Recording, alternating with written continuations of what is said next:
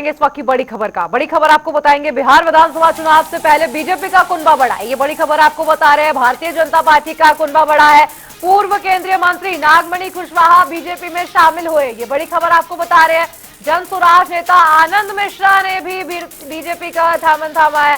पूर्व IPS officer रह चुके आनंद मिश्रा, आपको बताएं पूर्व मंत्री सुचित्रा सिन्हा भी बीजेपी में शामिल हुई है। बिहार चुनाव से पहले भारतीय जनता पार्टी कहीं ना कहीं एक्टिव मोड में तो नजर आ ही रही है, लेकिन अपनी कुनबा बढ़ाने की ओर भी लगातार ध्यान दे रही है। आपको बताएं कि सबसे पहले पूर्व केंद्रीय मंत्री नागमणि कुशवाहा बीजेपी में शामिल हुए हैं। जन स्वराज नेता आनंद मिश्रा भी बीजेपी में शामिल हो चुके हैं और जो कि पूर्व आईपीएस अफसर भी रह चुके हैं। आनंद मिश्रा, आपको बताएं पूर्व मंत्री सुचित्रा सिन्हा भी बीजेपी में शामिल हो चुकी हैं। आपको बताएं कि पूर्व केंद्रीय मंत्री की अगर बात की जाए नागमणि कुशवाहा की, तो कहीं ना कहीं दूसरी बार भारतीय जनता पार्टी में शामिल होते हुए नजर आए। और ये तस्वीरें आपको दिखा रहे हैं। जब बीजेपी का कुनबा बढ़ा तो किस तरीके से कार्यकर्ताओं, नेताओं, सांसदों और विधायकों में भारी उत्साह। और आपको बताएं कि इस दौरान डिप्टी सीएम भी मौजूद रहे सम्राट चौधरी, और बीजेपी में सबका स्वागत करते नजर आए दोनों डिप्टी सीएम मौके पर मौजूद। और पटना से मणिभूषण और भी ज्यादा जानकारी के साथ जुड़ गए। मणिभूषण, कहीं ना कहीं भारतीय जनता पार्टी लगातार एक्टिव मोड में तो काम कर ही रही है बिहार विधानसभा चुनाव को लेकर। रैली और योजनाओं का तो हो ही रहा है, लेकिन दूसरी ओर कुनबा भी बढ़ाने लग गई है बीजेपी। देखिए, चुनाव आता है तो पार्टियों में कई नेता जो है वो शामिल होते हैं।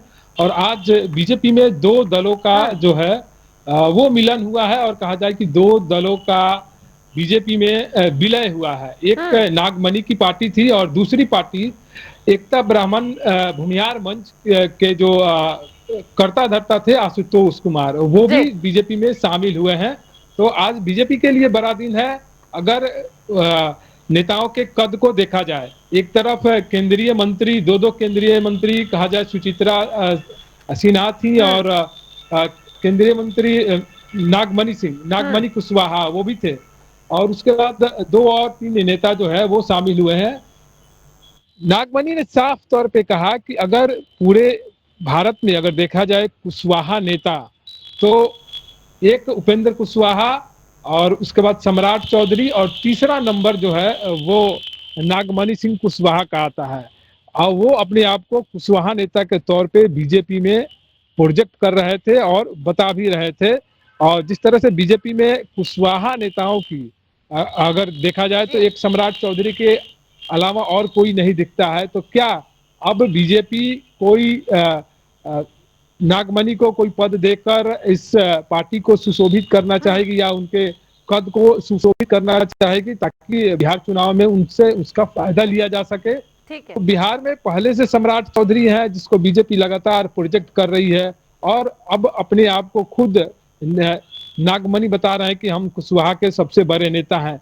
ये कुशवाहा के इतने बड़े नेता हैं कि अभी तक इन्होंने 14 बार अन्य पार्टियों में शरण ली है। ये 15वीं बार है और बीजेपी में दूसरी बार है। इससे आप अंदाजा लगा सकती हैं कि ये कैसे कुशवाहा नेता है जहां कहीं ये टिकते नहीं है।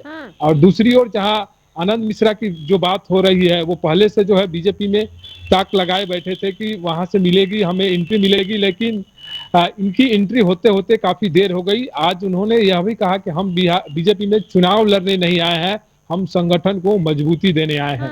अगर दूसरी तरफ देखा जाए कि आशुतोष कुमार जो भूमिहार एकता मंच के नेता रहे हैं, वो बीजेपी में शामिल हुए हैं। एक समय में बीजेपी को लेकर उनके काफी तल्ख टिप्पणियां जो होती थी, अब बीजेपी में वो शामिल हो गए हैं।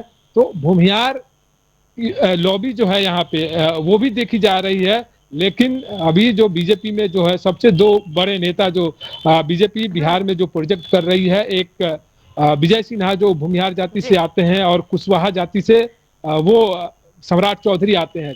तो दो अलग अलग से जो है नेता बीजेपी में आए हैं। तो इनकी क्या तवज्जो होगी ये देखना होगा। लेकिन बीजेपी का कुनबा बढ़ रहा है, तो देखना होगा कि इससे चुनाव में उनको कितना फायदा मिलता है। मणिभूषण, जिस तरीके से कुनबा तो बढ़ा रही है भारतीय जनता पार्टी, उसमें कोई भी दो राय नहीं है, लेकिन बात की जाए सीट शेयरिंग की, बात की जाए टिकट की, किस किस को टिकट देंगे, भारतीय जनता पार्टी किस पर विश्वास जताएगी? जो 15वीं बार बीजेपी में शामिल हो रहे हैं उन पर विश्वास जताएगी या जो जनसुराज से आए हैं उन पर विश्वास जताएगी या फिर अपने ही बीजेपी कार्यकर्ताओं को आगे बढ़ाएगी, ये भी एक बड़ा सवाल खड़ा होता है।